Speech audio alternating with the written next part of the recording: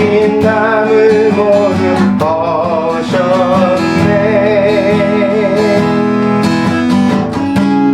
주는 평화 우리의 평화 염려다 맡기라. 주가 돌보시니 주는 평화 우리의 평화 염려다 맡기라. 주가 돌보시니 주는 평화 우리의 평화.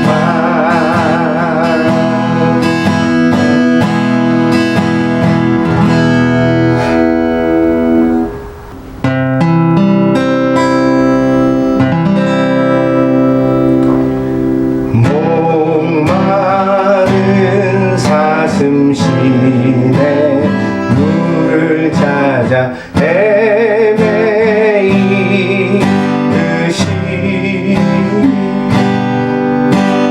내 영혼 주를 찾기에 갈급하나이다.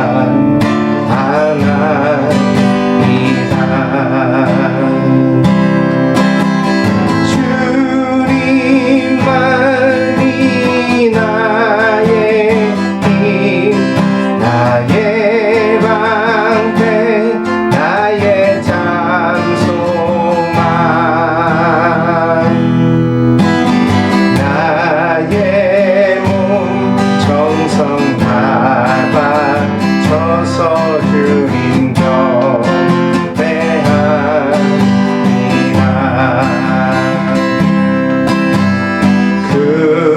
금보다 귀한 나의 주님 내게 만족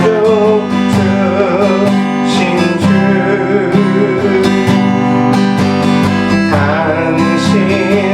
당신만이 나의 기쁨 또한 나의 찬송해.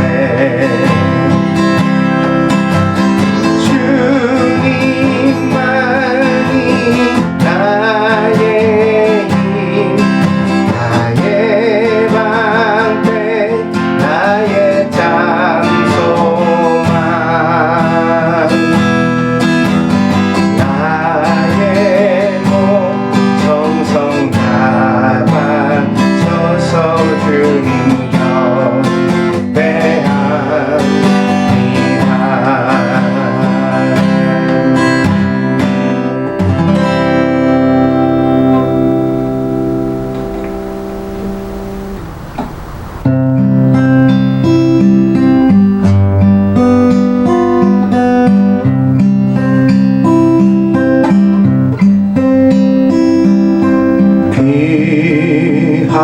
귀하신 주여 날 붙드사 주께로 날마다 더 가까이 저 하늘나라 나 들어가 구주의 품 안에 늘 안기어 영생의 복 받기 원합니다.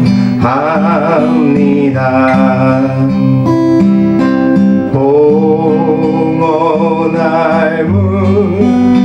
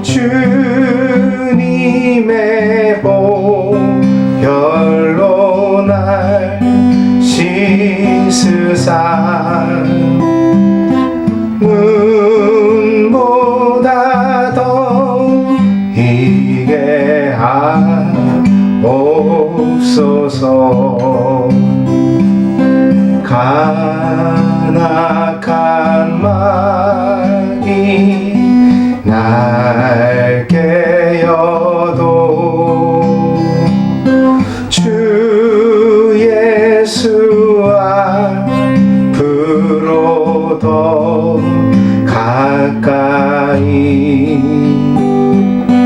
이 세상 속한 그 허영심 또 주한 생각을 다 버리니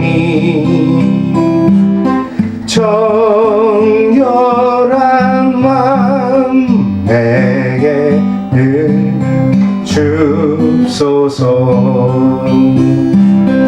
이 세상 내가 살 동안에 주께로 날마다 더 가까이 저에는 천국 나 들어가 한없는 복락을 다 얻도록 풍성한 은혜를 비나이다.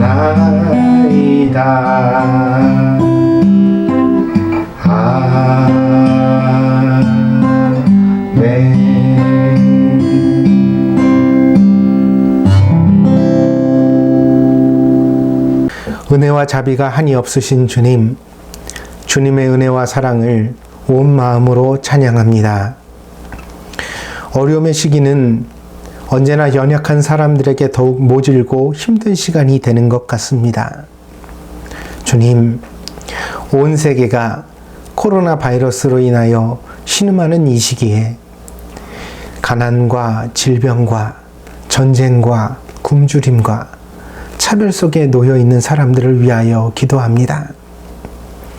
주님께서는 늘 고아와 과부를 먼저 살펴주셨고 저희에게도 그렇게 도움이 필요한 사회적 약자들을 먼저 돌아보라 부탁하셨습니다. 오늘 우리가 그 주님의 목소리를 듣게 하여 주시고 이 어려움의 시기에 우리 가정뿐 아니라 주님께서 부탁하신 우리의 이웃들을 돌아볼 수 있는 사랑이 우리 가운데 넘치게 하여 주시옵소서. 그리하여 우리가 드리는 이 예배가 입술로만 드리는 예배가 되지 않게 하여 주시고 진심으로 주님을 사랑하는 그 사랑으로 우리의 형제들을 사랑하는 참된 예배가 될 수 있도록 인도하여 주시옵소서.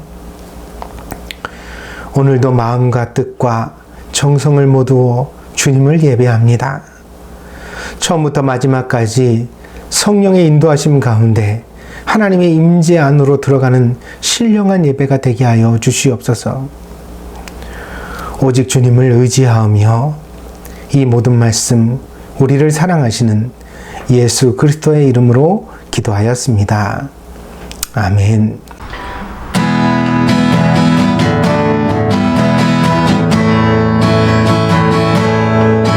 나의 안에 거하라.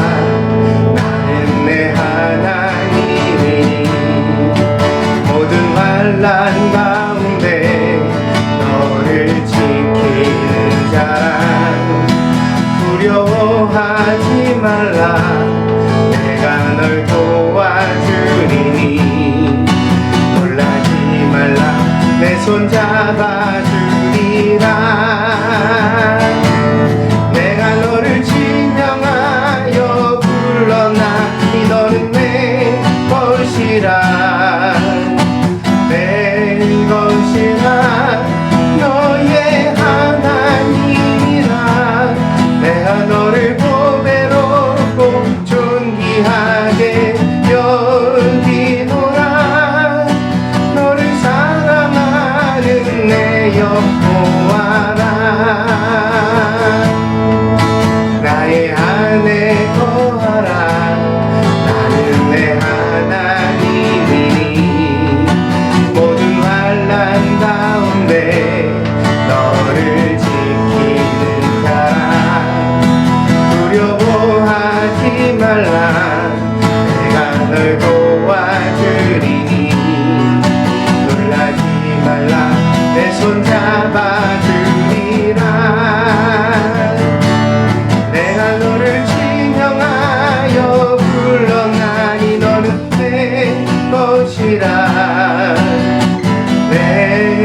여신아 너의 하나님이라 내가 너를 보배롭고 존귀하게 여기노라 너를 사랑하는 내 여호와라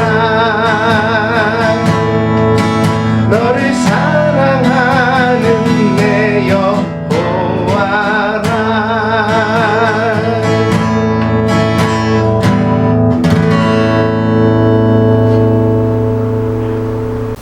오늘 교독문은 39번 이사야 55장입니다. 39번 이사야 55장입니다. 교독하겠습니다. 너희 목마른 자들아 물로 나아오라. 돈 없는 자도 오라. 너희는 와서 사 먹되 돈 없이 값 없이 와서 포도주와 젖을 사라. 너희가 어찌하여 양식 아닌 것을 위하여 은을 달아주며 배부르게 못할 것을 위하여 수고하느냐. 나를 청종하라. 그리하면 너희가 좋은 것을 먹을 것이며 너희 마음이 기름진 것으로 즐거움을 얻으리라. 너희는 귀를 기울이고 내게 나와 들으라. 그리하면 너희 영혼이 살리라.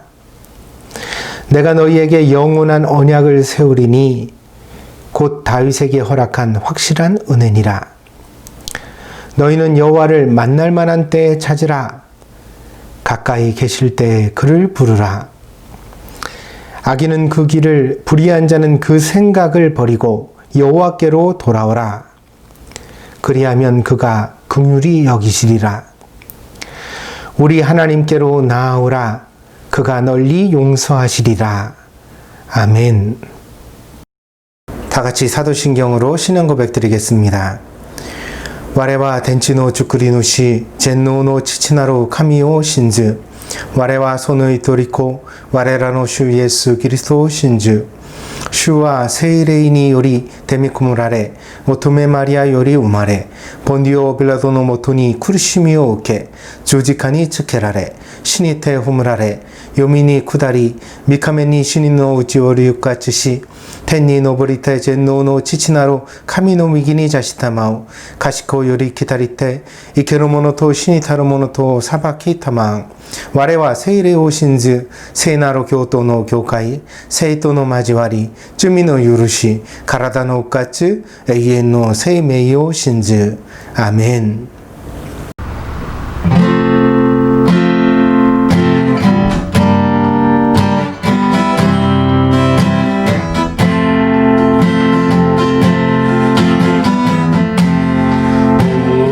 우리는 주의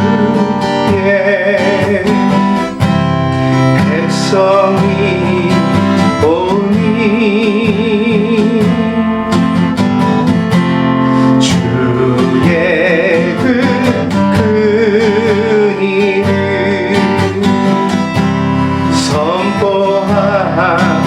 선포합니다.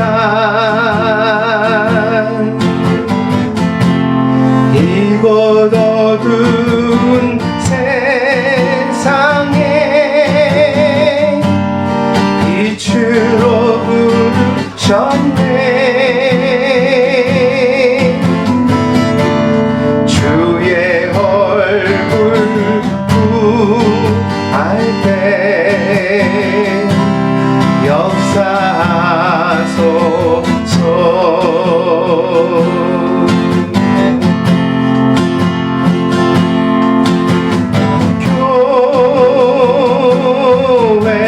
교회를 세우시고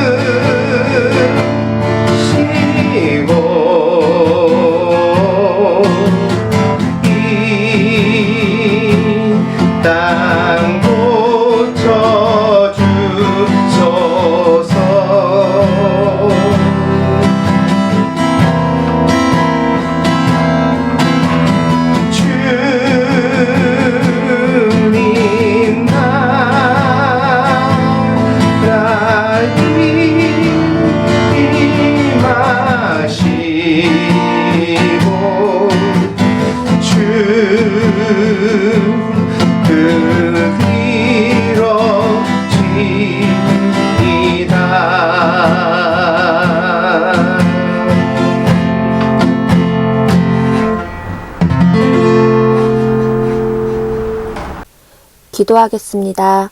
사랑의 하나님 감사합니다. 오늘도 각자의 자리에서 예배를 드릴 수 있게 해주심에 감사합니다. 모이지 못하는 상황 가운데 있으나 저희들의 믿음이 변하지 않고 항상 주님을 바라보며 생활할 수 있게 하여 주시옵소서. 늘 말씀을 가까이 하며 성경을 묵상하고 암송하여 주님 보시기에 기뻐하시는 삶을 살 수 있게 하여 주시옵소서.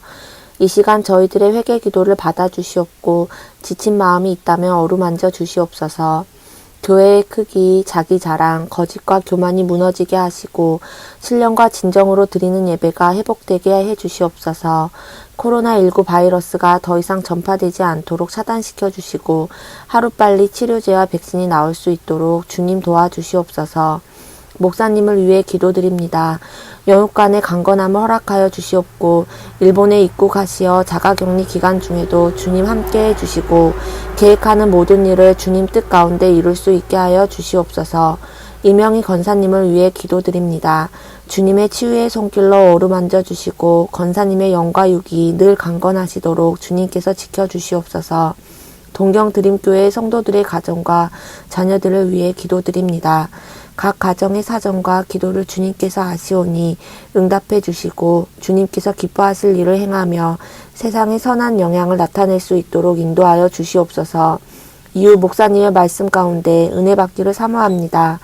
말씀을 듣고 실천할 수 있는 상황과 능력을 허락하여 주시고 각자의 자아가 우선이 되는 삶이 아닌 주님께서 흡족해 하시는 마음을 가질 수 있게 하여 주시옵소서. 오늘 예배를 통해 주님 홀로 영광 받으시고 기쁜 마음으로 예배드리는 저희 되기 원합니다.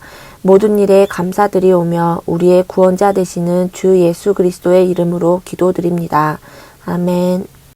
오늘 우리에게 주시는 하나님의 말씀은 창세기 19장 23절에서 29절입니다. 봉독하겠습니다. 롯이 소알에 들어갈 때 해가 돋았더라. 여호와께서 하늘 곧 여호와께로부터 유황과 불을 소돔과 고모라에 비같이 내리사 그 성들과 온 들과 성에 거주하는 모든 백성과 땅에 난 것을 다 엎어 멸하셨더라. 롯의 아내는 뒤를 돌아보았으므로 소금 기둥이 되었더라. 아브라함이 그 아침에 일찍 일어나 여호와 앞에 서 있던 곳에 이르러 소돔과 고모라와 그 온 지역을 향하여 눈을 들어 연기가 온기가마의 연기같이 치솟음을 보았더라. 하나님이 그 지역의 성을 멸하실 때 곧 롯이 거주하는 성을 엎으실 때에 하나님이 아브라함을 생각하사 롯을 그 엎으시는 중에서 내보내셨더라. 아멘. 후회하지 않는 사람은 없습니다. 사람은 누구나 인생을 살아가는 동안 선택을 하게 되어 있습니다. 마치 길을 가다가 갈림길을 만나면 그 중에 한 길을 선택하는 것과 같습니다. 그래서 열심히 자기가 선택한 길을 가다 보면 만약 이 길로 오지 않고 다른 길을 선택했다면 지금쯤 어떻게 되었을까 생각해 보지 않을 수 없습니다. 인생을 살아가는 사람 중에 아무도 답을 알고 살아가는 사람은 없을 것입니다. 우리는 최선을 다해서 후회하지 않는 선택을 하려고 노력해 보지만 그러나 사람은 결국 내가 가보지 못한 다른 길을 궁금해하며 어느 정도의 후회를 가지고 살아갈 수밖에 없는 존재인 것입니다. 오늘 우리가 읽은 본문에는 소금 기둥으로 변한 한 여자가 나옵니다. 이 여자의 이름은 알려져 있지 않습니다. 다만 성경에서는 처음부터 끝까지 이 여자를 롯의 아내라고만 소개하고 있습니다. 그럼에도 불구하고 이 여인은 세계적으로 매우 유명합니다. 지금도 팔레스타인의 사해를 여행하는 여행자들은 사람의 형상과 비슷하게 생긴 바위소금의 기둥을 보며 이 기둥의 이름을 롯의 아내라고 부른다고 합니다. 그래서 이 여인은 지금까지도 많은 사람들에게 매우 잘 알려진 그런 인물 중에 하나가 되었습니다. 고대 도시였던 소돔과 고모라는 매우 풍요로운 도시로 알려져 있습니다. 아브라함이 하나님의 부르심을 따라 갈대아인의 땅 우르를 떠나 지금 팔레스타인 지역에 있는 가나안 땅으로 왔을 때 아브라함의 조카인 롯도 그와 함께 그 길을 걸어왔습니다. 그러나 얼마 지나지 않아 양쪽 집안의 가축이 많아지면서 목자들 사이에 다툼이 생기고 말았습니다. 목자들은 모두 자기가 돌보는 가축들이 더 많은 물을 마시고 더 좋은 목초를 먹기를 바라거든요. 그러다 보니까 이제 같은 집안임에도 불구하고 서로 언성을 높이고 싸우는 일이 생기게 되었던 것입니다. 그러자 아브라함은 가족 간의 다툼을 피하기 위하여서 파격적인 제안을 롯에게 하게 됩니다. 그것은 조카 롯이 먼저 정착지를 선택하면 아브라함은 롯이 선택한 그 정착지 말고 그것을 빼고 그 나머지의 땅에서 자기가 정착할 땅을 찾겠다는 것이었습니다. 고대 사회는 친족의 위계 질서 속에서 유지되었기 때문에 더 윗사람인 아브라함이 먼저 선택할 선택권이 있었습니다. 그러나 아랫사람인 조카 롯에게 그 선택권을 먼저 주었으니까 이것은 아브라함이 매우 너그럽고 관대한 사람이라는 것을 보여주는 일화입니다. 그때 롯은 바로 소돔과 고모라가 있는 땅을 자신의 정착지로 선택하게 됩니다. 그리고 그 이유를 성경은 다음과 같이 기록하고 있습니다. 창세기 13장 10절입니다. 이에 롯이 눈을 들어 요단 지역을 바라본즉 소알까지 온 땅에 물이 넉넉하니 여호와께서 소돔과 고모라를 멸하시기 전이었으므로 여호와의 동산 같고 애굽 땅과 같았더라. 여기서 여호와의 동산은 바로 태초의 낙원이었던 에덴 동산을 뜻합니다. 그러니까 요단강가의 당시 소돔과 고모라의 땅이 에덴 동산처럼 아름다웠다는 것입니다. 그리고 그 에덴 동산 다음으로 당시에 풍요롭고 살기 좋았던 땅이 바로 나일강가에 있는 이집트 땅이라고 당시의 사람들은 생각했던 것입니다. 롯은 그렇게 매우 풍부하고 살기 좋은 땅을 자신의 정착지로 선택하였습니다. 그러나 물질적 풍요가 있다고 하여서 그 땅이 반드시 사람 살기에도 좋은 땅은 아닙니다. 왜냐하면 이미 당시에도 소돔과 고모라는 매우 악명이 높았기 때문입니다. 당시 소돔과 고모라의 사람들이 얼마나 성적으로 타락하고 부도덕한 사람이었는지는 이후에 롯의 가족들이 소돔에서 당한 일을 보면 알 수 있습니다. 그래서 오늘 이 설교가 끝나고 나면 오늘 본문 창세기 19장보다 좀 앞에 부분에 있는 창세기의 이야기를 여러분 한번 읽어보시기를 권해드립니다. 그러면 롯의 선택 가운데 문제가 뭐였는지, 그리고 소돔과 고모라 땅에 어떤 문제가 있었는지 조금 더 자세하게 살펴보실 수 있을 것입니다. 그러면 그 땅이 그렇게 험악한 땅이었는데 왜 롯은 그 땅을 자신의 정착지로 선택하게 되었을까요? 분명히 성경은 롯을 의인이라고 그렇게 지칭하고 있거든요. 근데 의인인 이 롯이 단지 그 물질적 풍요만 보고 이렇게 악한 사람들이 있는 땅을 그냥 선택하지는 않았을 것 아니에요. 분명히 어떤 갈등이 있었겠죠. 아마도 롯의 아내와 딸들이 중요한 영향을 미쳤을 것이라고 추측할 수 있습니다. 왜냐하면 롯의 딸들은 모두 소돔에서 약혼을 했습니다. 그래서 롯에게는 예비 사위들도 있었는데요. 나중에 롯이 천사들의 방문을 받고 소돔과 고모라의 심판을 알게 되었을 때 당연히 그 사위가 될 사람들에게도 구원의 소식을 전하였습니다. 그러니까 우리가 가족이니까 함께 소돔성을 떠나서 하나님의 구원을 받자, 그렇게 제안했던 것이지요. 그러나 불행하게도 이 롯의 사익감들은 모두 이 제안을 거절했습니다.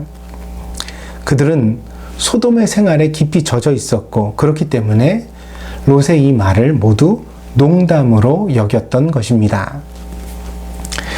한국의 속담에 유유상종이라는 말이 있습니다. 좀 더 풀이를 한다면 그 친구를 보면 그 사람을 알 수 있다는 뜻입니다.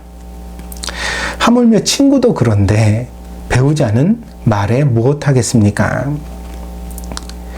그래서 결혼한 사람이 자신의 인간성과 인품에서 어떤 성취를 이루고자 한다면 반드시 그 배우자를 잘 섬기고 도와야만 합니다. 성경에서 말하는 바와 같이 배우자는 돕는 배필이며 또한 둘이 한 몸을 이룬 한 사람이기 때문입니다. 근데 요즘 세상을 보니까요, 요즘에 이제 주변을 보다 보니까 남들 앞에서 자신의 배우자를 노골적으로 흉보거나 비난하는 그런 사람들이 참 적지 않게 보입니다. 그러면서 그렇게 부부간에 서로 비난하거나 혹은 흉을 보는 것이 마치 쿨하거나 솔직한 모습인 것처럼 그렇게 착각하는 사람들이 있는 것 같습니다. 이것은 참 미련한 언행입니다. 자기 배우자를 깎아내리면 결국 자기 얼굴에 침을 뱉는 격이라는 것을 알아야 합니다. 왜냐하면 바로 자기가 그렇게 욕하고 흉보는 사람을 누가 사랑했어요? 자기가 사랑했잖아요. 그래서 그 사람이랑 결혼한 것 아닙니까? 누가 억지로 시켰어요? 그러니까 자기의 배우자가 되는 사람을 그렇게 흉보고 비하시킬 때는 자기의 격도 그와 함께 떨어진다는 사실을 알아야 한다는 것입니다. 롯의 사이들을 보면 롯의 딸들이 보입니다. 그러니까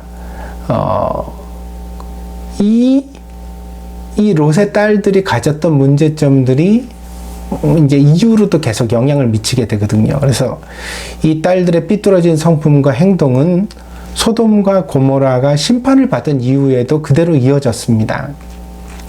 그렇잖아요. 사람의 성품이 쉽게 변하는 게 아닌데 어떤 성향을 가졌다면 그것이 계속 이어졌겠죠. 같은 사람이니까. 그래서 나중에 어떤 일을 이 딸들이 저지릅니까? 아버지 롯을 속여서 모압과 암몬의 조상을 낳는 큰 패륜을 저지르게 되어집니다. 창세기 19장 37절 38절입니다. 큰 딸은 아들을 낳아 이름을 모압이라 하였으니 오늘날 모압의 조상이요, 작은 딸도 아들을 낳아 이름을 벤 암미라 하였으니 오늘날 암몬 자손의 조상이었더라.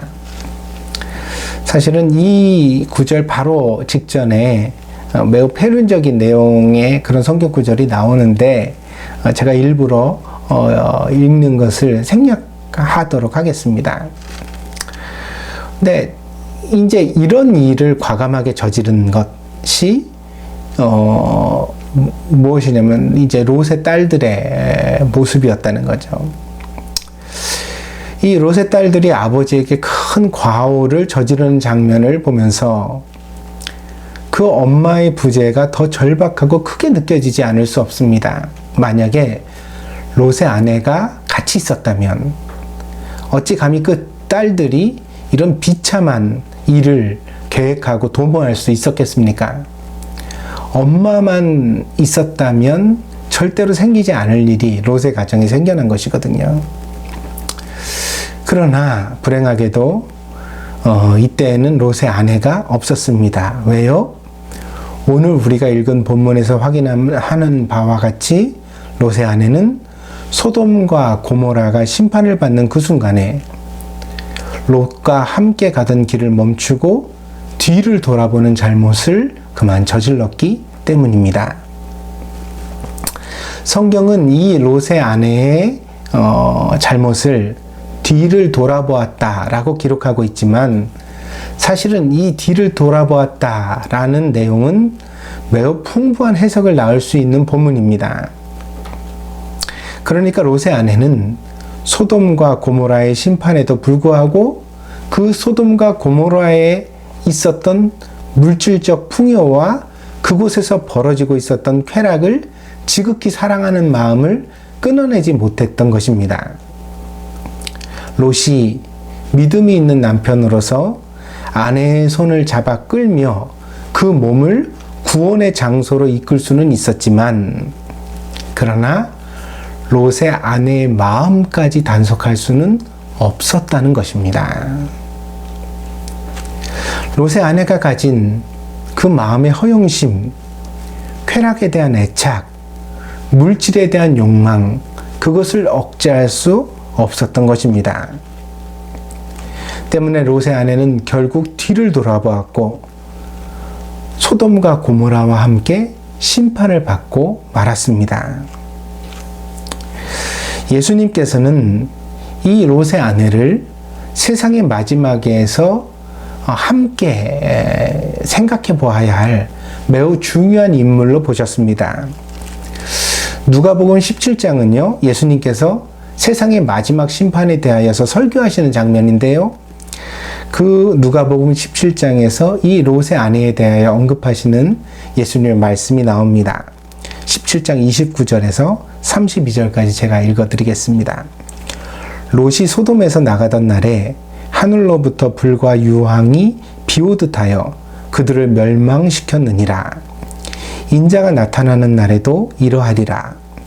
그날에 만일 사람이 지붕 위에 있고 그의 세간이 그 집 안에 있으면 그것을 가지러 내려가지 말 것이요, 밭에 있는 자도 그와 같이 뒤로 돌이키지 말 것이니라. 롯의 철을 기억하라.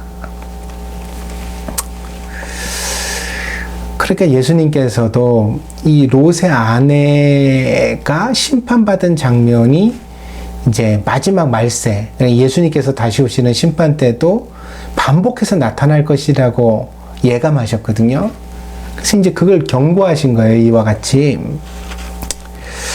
몸이 교회를 나오고 예배 자리에 있다고 하여서 모두 구원을 받는 것은 아닙니다. 제가 다시 말씀을 드리는 바와 같이 지금의 시대에는 좀비 크리스찬이 참 많습니다. 그 정욕과 욕심을 십자가에 못 박아 죽이지 못하고 여전히 롯의 아내와 같이 속마음으로 즐기고 사랑하면서도 겉으로만 신앙생활을 잘하는 척하는 사람들이 적지 않다는 것입니다. 그리고 롯의 아내가 소금 기둥이 되었다는 창세기의 본문은 그와 같이 겉으로는 아무 이상이 없지만 속으로는 많은 문제를 내포하고 있는 신앙인들에 대하여 과연 구원을 받을 수 있을까라는 심각한 경고를 던지고 있는 것입니다.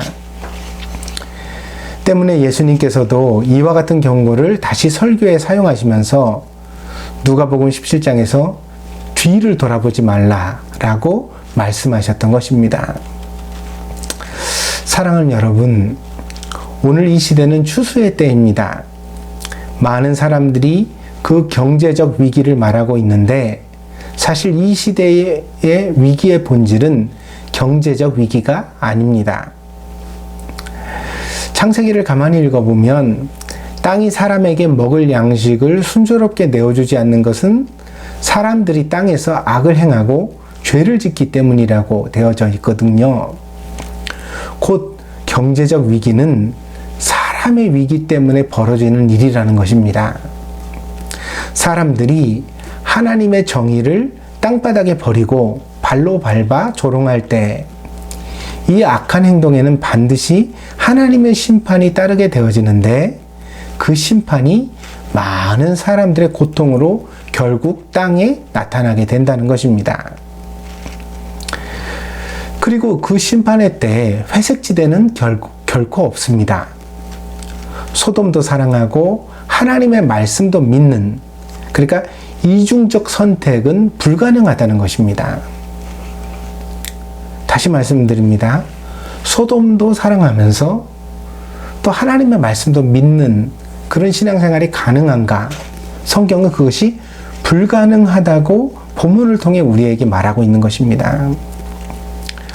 롯의 아내는 의인인 롯의 아내이면서 동시에 소돔 사람이었습니다. 그러니까 그가 생각하는 방식, 그가 생각하는 가치관이 소돔적이었다는 거죠. 소돔 사람과 비슷했다는 거예요. 그 결과 롯의 아내는 뒤를 돌아보고 슬픔의 소돔 기둥이 되고 말았던 것입니다.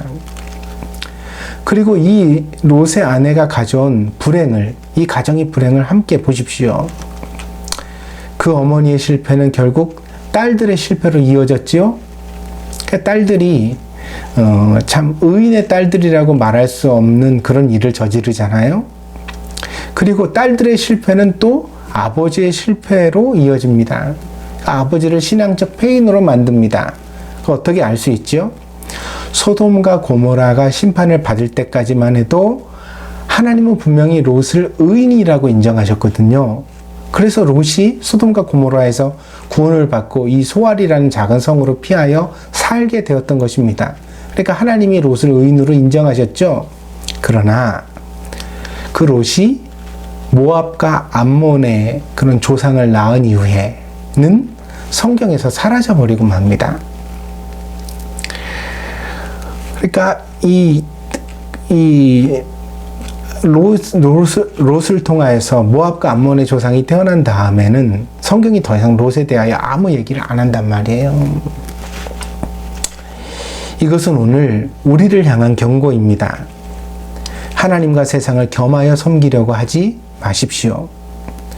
돈도 사랑하고 신앙생활도 잘하는 것은 불가능한 방식입니다. 예수님께서는 이미 이것을 경고하셨건만 그때로부터 지금까지 많은 사람들이 이 유혹을 물리치지 못하고 있습니다. 그래서 여전히 돈도 사랑하고 세상도 사랑하면서 하나님도 사랑할 수 있다는 불가능한 꿈을 꾸는 사람들이 있다는 것입니다. 예수님의 말씀입니다. 마태복음 6장 24절입니다. 한 사람이 두 주인을 섬기지 못할 것이니 혹 이를 미워하고 저를 사랑하거나 혹 이를 중히 여기고 저를 경히 여김이라. 너희가 하나님과 재물을 겸하여 섬기지 못하느니라. 여기서 재물 대신에 세상을 넣어도 마찬가지고요. 욕심을 넣어도 마찬가지입니다. 그러니까 하나님과 세상을, 하나님과 욕심을 겸하여 같이 섬길 수는 없는 것입니다. 롯의 아내는 슬픔의 소금 기둥이 되었습니다. 그 소금 기둥은 롯의 아내만 박제한 것이 아닙니다. 그 소금 기둥은 우리에게 그녀의 딸들과 남편까지 모두 박제하여서 오늘날 우리에게 심각한 경고를 던져주고 있습니다. 신앙생활은 결코 가벼운 일이 아닙니다. 우리는 만물의 창조주가 되시는 하나님 앞에서 그 엄중한 책임을 감당하고 있다는 사실을 깊이 생각해 보아야 하겠습니다. 사람들은 살다 보면 때로 후회할 일을 합니다.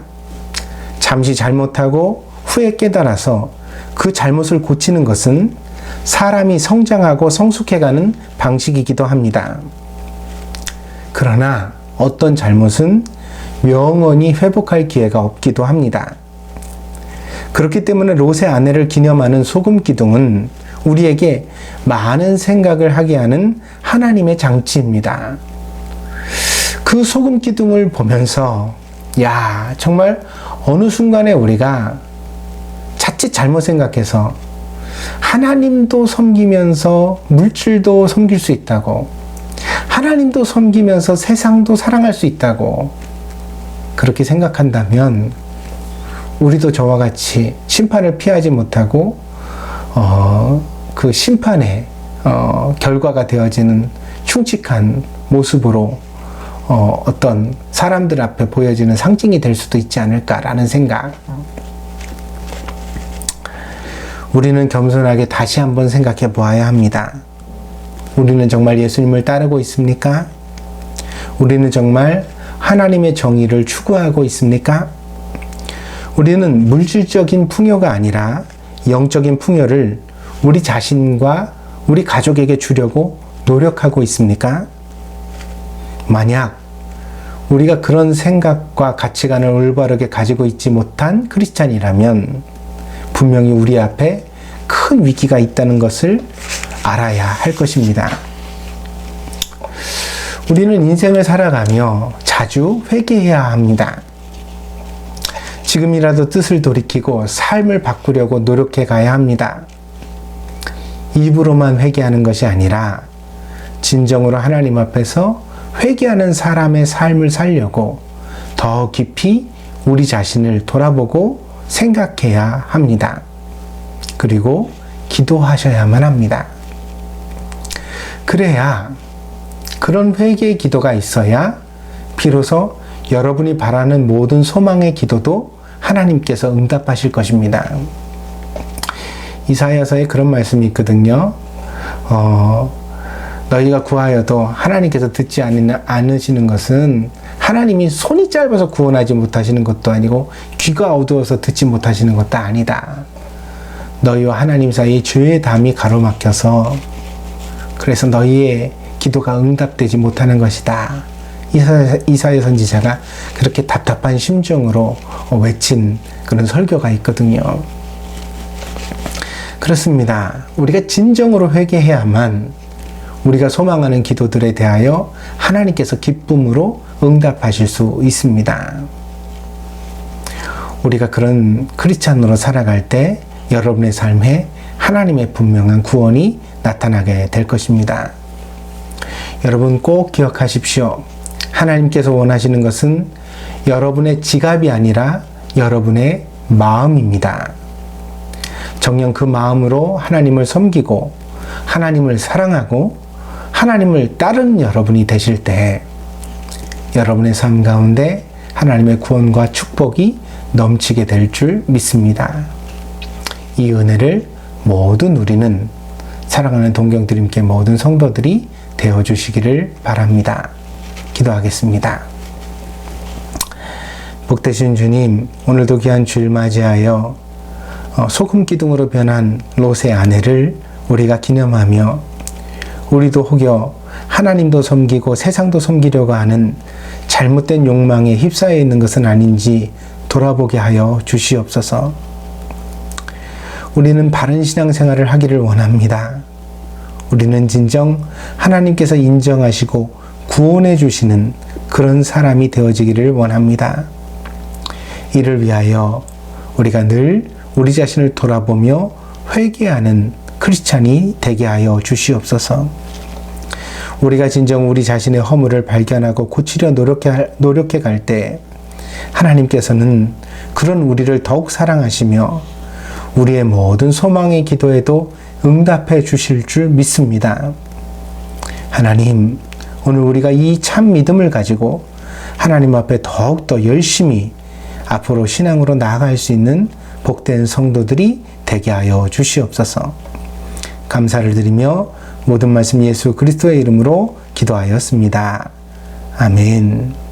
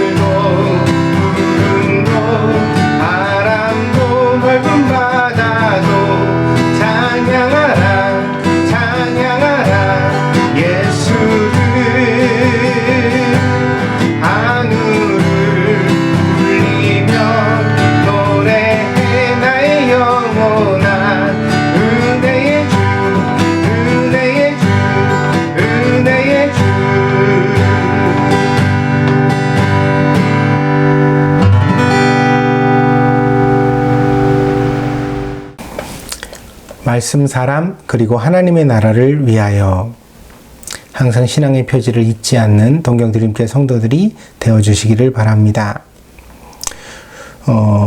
그리고 10월은 섬김의 달입니다. 우리가 주변을 돌아보며 예수 그리스도의 이름으로 섬길 그런 대상들을 잘 찾아보시고 귀한 섬김을 행하여서 하나님의 영광을 드러내는 그런 한 달이 될 수 있도록 함께 노력해 주시기를 바랍니다. 날씨도 서늘해져가는 날씨 요즘입니다. 그러다 보니까 우리 섬김의 손길을 필요로 하는 많은 곳이 있을 것 같습니다. 이 어려운 때일수록 우리가 더욱더 주의 이름으로 사랑을 행하는 귀한 성도들이 되어지기를 바랍니다. 코로나19 바이러스에 대한 주의가 필요합니다. 마스크 사용, 손 씻기, 사회적 거리 두기, 이 생활 방역에 다 같이 최선을 다해 참여해 주시기를 바라고, 또 우리 아이들 다시 한번 주의를 환기해서 항상 잊지 않도록 여러분들 또한 가정 가운데서 잘 양육해 주시기를 바랍니다. 예배 특송과 대표 기도에 참여를 바랍니다. 그랬습니다. 여러분들 그 기도는 잘 보내주시고 있는데 특송이 또 끊겼습니다. 다시 한번 여러분들 가정에서 잘 준비하셔서 이 예배가 더욱더 영광스럽게 하나님 앞에 드려질 수 있도록 함께 노력해 주시기를 바랍니다.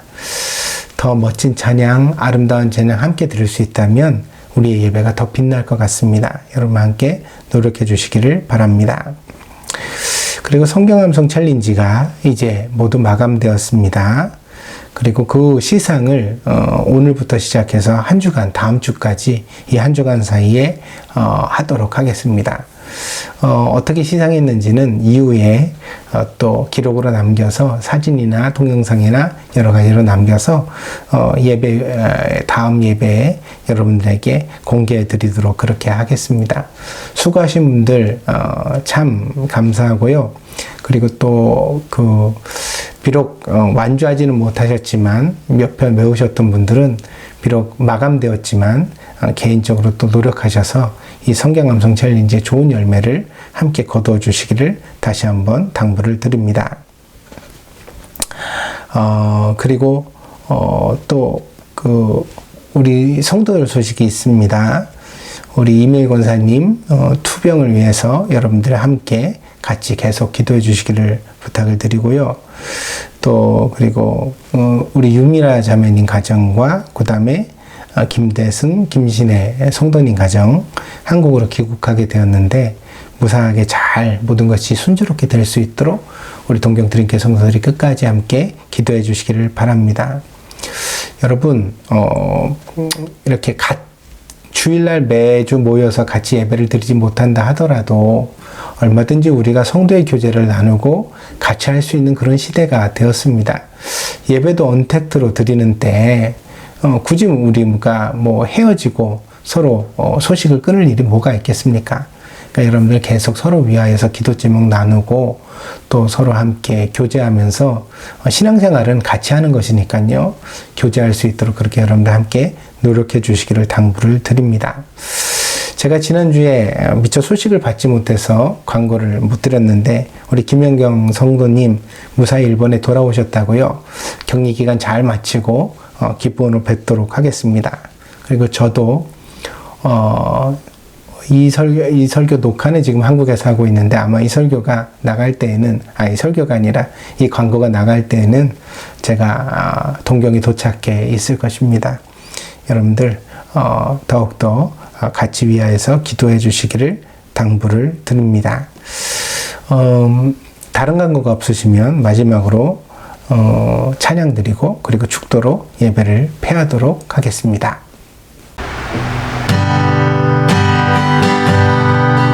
내 영혼이 확정되고 확정되어 싸우니 믿음에 눈들어 주를 바라봅니다.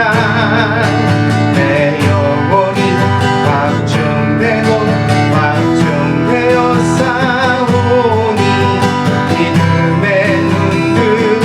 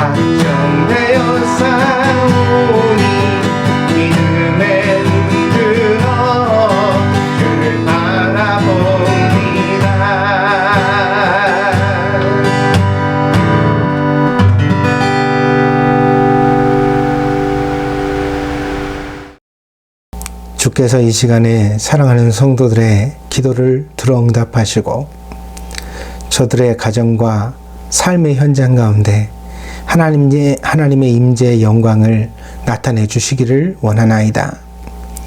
그러므로 저들이 고아와 같이 홀로 세상을 살아가는 것이 아니라 예수 그리스도와 동행하며 성령의 은혜 가운데 하나님의 감동 가운데 살아가는 복된 성도가 되게 하여 주시옵소서.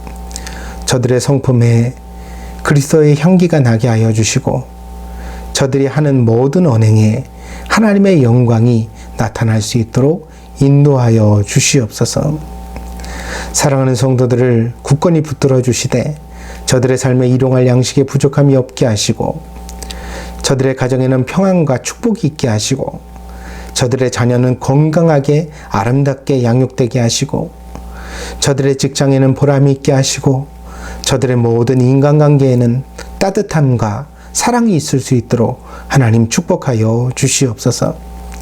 그리하여 저들이 살아가는 모든 삶의 발자취 위에 하나님이 이와 같이 나와 함께 하셨다는 귀한 신앙의 고백이 넘쳐날 수 있도록 하나님 축복하여 주시옵소서. 지금은 우리 교회의 머리가 되시는 예수 그리스도의 한량없는 은혜와 날마다 우리를 변함없이 붙들어 주시는 아버지 하나님의 극진하신 사랑하심과 성령의 감화 감동 내재 충만하신 역사가 오늘 동경드림교회에서 함께 예배드린 사랑하는 성도들 머리 위에 저들의 가정과 직장과 사업과 저들의 모든 미래 위에 지금으로부터 영원히 함께 하실지어다.